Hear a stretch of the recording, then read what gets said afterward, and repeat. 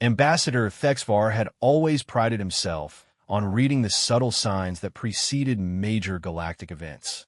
His 4 eyes could track the nervous twitching of a Zephyrian's tail feathers, catch the almost imperceptible color shift in a crystalline delegate's surface, or notice when the usually boisterous human representatives fell unusually quiet during council sessions. Today, however, he had missed something catastrophic. The emergency session of the Galactic Cooperation Council had been called after reports began flooding in from across known space. Human colonies, research stations, military outposts, and even their heavily populated core world had gone silent within a span of 72 standard hours. Not destroyed, not conquered, simply empty. The initial surveys show no signs of struggle, reported Captain Zalthara, her mandibles clicking nervously as she addressed the assembled delegates. No weapon signatures, no debris fields, no distress signals. The humans appear to have simply packed up their essential belongings and vanished. Thexvar's primary eyes focused on the holographic display showing human space, while his secondary eyes watched the reactions of his fellow council members. The Kethmarin delegate, War Master Grixtal, leaned forward in his environmental suit, his voice carrying the metallic undertones of his species' natural translation matrix. "This is impossible," Grixtal declared, his massive frame dwarfing the council podium.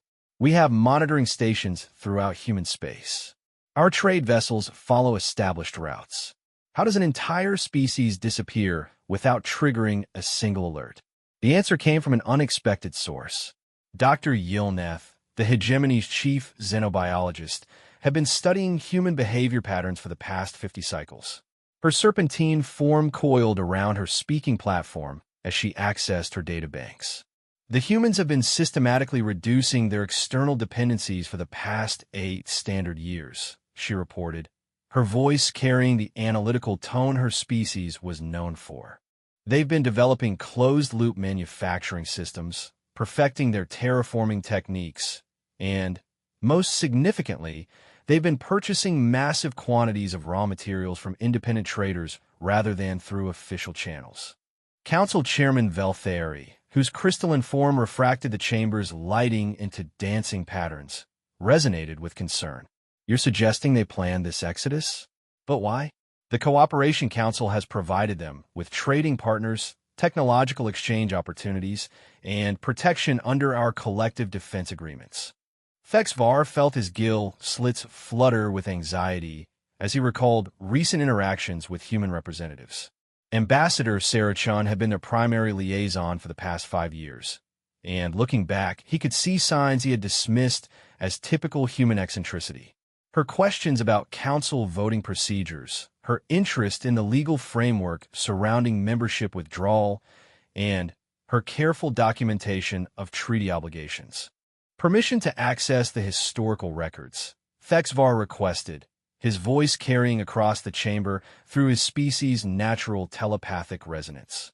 The chairman granted permission, and Thexvar began projecting his findings to the assembly. 3 cycles ago, the humans proposed a motion to modify the council's decision-making process. They suggested that major policy changes affecting member species should require unanimous consent rather than a simple majority. "Yes, I remember," interjected Delegate Morpheus from the Shifting Reaches. "We voted it down. The current system has served us well for millennia." 2 cycles ago, Thexvar continued, they proposed establishing an independent arbitration system for trade disputes. This was also rejected. The chamber fell silent as delegates began to understand the pattern. The humans hadn't simply been participating in council business. They had been testing the system's flexibility and finding it wanting. Dr. Yilneth's data streams painted a clearer picture. During the same period, human scientists made remarkable advances in faster-than-light communication and transportation. They developed something they called quantum entanglement networks that operate outside our established hyperspace relay system. War Master Grixtal's armored fist struck his podium with enough force to crack the crystalline surface. They developed independent FTL communication? Why wasn't this reported to the Technology Sharing Committee? Because came a new voice from the chamber's observation gallery. They were under no obligation to share it. Every delegate turned to see who had spoken. In the visitors section sat a single figure that many had overlooked, Dr. Marcus Webb, a human anthropologist who had been studying galactic political structures. Unlike the usual diplomatic representatives, Dr. Webb had remained on the council station as part of an ongoing research exchange program. Chairman Velthari's crystal form flashed with surprise. Dr. Webb, we were told all human personnel had departed the station. The elderly human stood slowly, his weathered face showing none of the diplomatic smoothness the council was accustomed to seeing from his species. I'm here in a personal capacity, not as a representative of humanity. My research on interspecies cooperation required me to observe this session.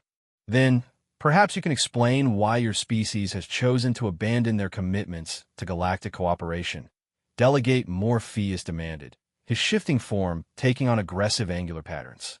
Dr. Webb walked slowly to the speaker's platform, his movements deliberate and measured.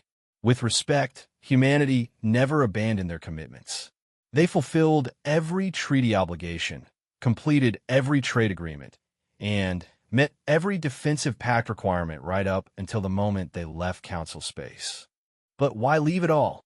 Fexvar asked, his genuine confusion evident in the way his gill slits had stopped their nervous fluttering. Dr. Webb activated the chamber's holographic display, showing a timeline of council decisions over the past decade. Red markers indicated motions proposed by humanity, while blue markers showed the council's responses. 47 proposals for increased member autonomy, all rejected. 23 requests for modifications to the mandatory technology sharing protocols, all denied. 16 attempts to establish independent economic zones, all voted down. Dr. Webb paused, letting the data sink in. Humanity spent a decade trying to find a way to maintain their membership while preserving their right to self-determination. The chamber erupted in protests from various delegates, but Dr. Webb continued speaking in his calm, measured tone.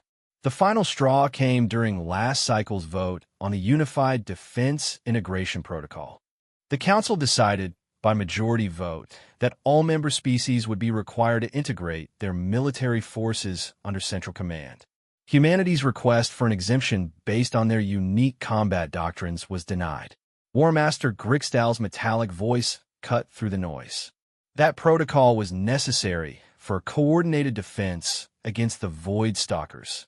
Every species must contribute to our collective security. Except humanity discovered that the Void Stalkers weren't actually a threat, Dr. Webb replied quietly. Their deep space reconnaissance found that what we interpreted as hostile scouts were actually automated mining drones from a distant civilization. The attacks on our border stations were attempts to harvest rare minerals, not acts of war. The chamber fell silent. This information was new to the council. Humanity shared this intelligence with the appropriate security committees 6 months ago, Dr. Webb continued. The recommendation was to initiate peaceful contact. Instead, the council voted to accelerate military integration and increase border patrols. Chairman Velthari's crystalline form dimmed as he processed this information. The security reports indicated that the threat assessment remained unchanged. Because the Security Committee was dominated by species with significant military-industrial complexes, Dr. Webb explained. The Kethmoran Federation's shipyards, the Zephyrian Defense Consortium, and the Hegemony's weapons research divisions all stood to profit from an extended military buildup. Fexvar felt his world shifting as he began to understand the scope of what had happened. Humanity realized the Council's decision-making process was corrupted by special interests. Not corrupted, Dr. Webb corrected gently. Working as designed. The Council represents the interests of its most powerful members, which is a perfectly valid way to organize a galactic government. It's just not compatible with humanity's values of individual autonomy and informed consent. Dr. Yilneth's data streams flickered as she processed new information. The humans didn't just leave council space. They've established settlements beyond our current exploration boundaries. Long-range sensors detect massive construction projects in the outer spiral arms. They're not just leaving. Delegate Morpheus realized, his form shifting to patterns of concern. They're establishing an alternative to Council civilization. Dr. Webb nodded slowly. Humanity learned everything they needed to know about large-scale interspecies cooperation by studying the Council. They identified what worked, what didn't work, and what could be improved. Now they're building something new. But what about the trade relationships? Fexvar asked. The technological exchanges? The cultural programs? Surely humanity benefited from Council membership. They did, Dr. Webb agreed. And they're grateful for what they learned. But they reached the conclusion that the Council's benefits came with too high a price in terms of self-determination. War Master Grixtal stood, his massive frame imposing in the chamber's lighting. This is desertion in the face of external threats. The galaxy is a dangerous place, and unity is our only protection against the unknown. The galaxy is indeed dangerous, Dr.